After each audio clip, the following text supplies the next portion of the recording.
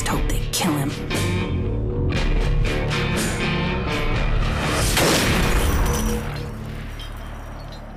The main mission has been to make a mature game that's easily accessible, and also make a bit of a stab against the normal stereotype of a gaming experience. The way we try to realize it is to make a control scheme which is easy to pick up. Also have, you could call it a story or mission structure that escalates nicely, and that it's not gonna throw off people on, like you don't have to read the manual to get into the game. But then we've chosen more mature settings, more grown-up characters, more not complicated, but a little bit deeper problems for them to deal with than being a soldier being sent on a mission or something like that. Getting mixed criticism is very much part of the game, especially when you do a game which is a little provoking in some areas. Like I understand why some people are being put off by an F word here and there. Why did you kill the hostages? Why? What do you mean? They were waking up. You wouldn't stay still. I just tried to stop them. Don't fucking talk to me. You just get your shit together, you hear me? What makes me happy is that we get really nice reviews in the more casual market, like the more where our core consumer is, like so we don't see ourselves as a hardcore graphic horror game. It's more of a casual experience to it, and it makes me happy to see that those people that are not completely always in contact with games and have been playing everything since last summer has a much stronger attraction to it than some others.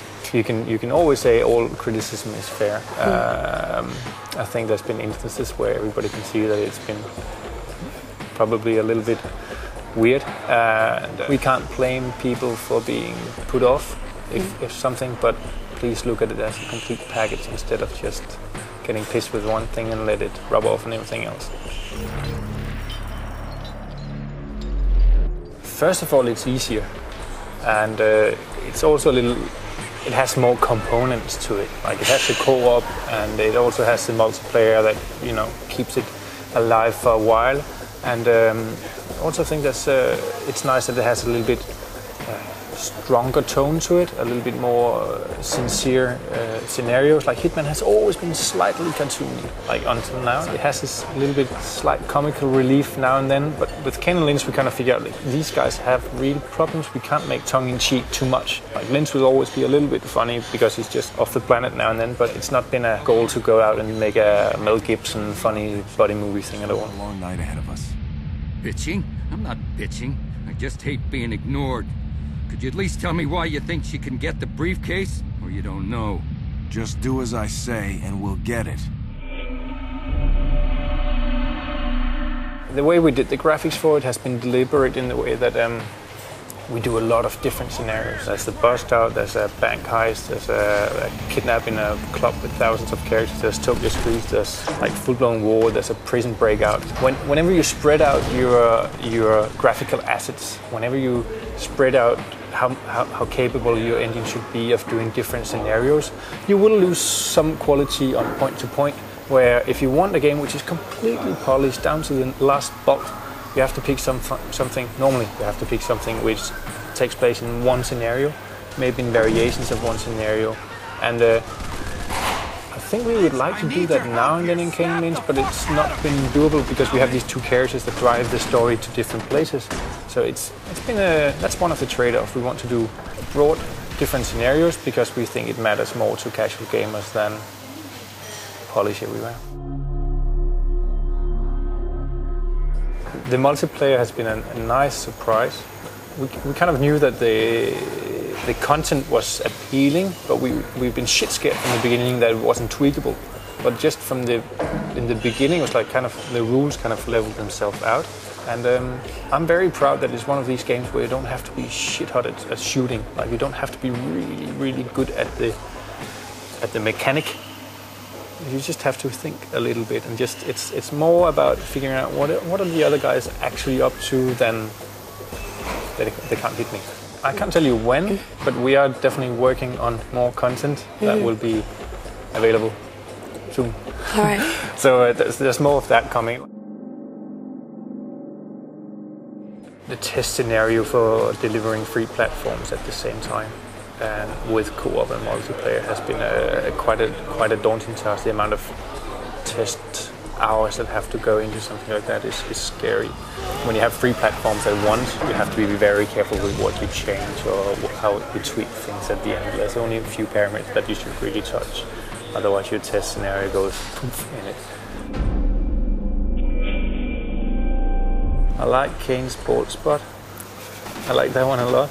I think that the moment I like the most is the game is just when you turn the corner into the club and it kind of goes very busy, and then you turn the next corner and it's like, okay, it's not just a small crowd in the corner, it's like it's a big breathing one. And in the same level, I really enjoy when you get out of it, when you get through the level and you get out and it's completely quiet, and you just go to, this feeling of, you know, leaving a club, just going, oh, that was nice. I'm very proud of these two little atmospheres that happen there.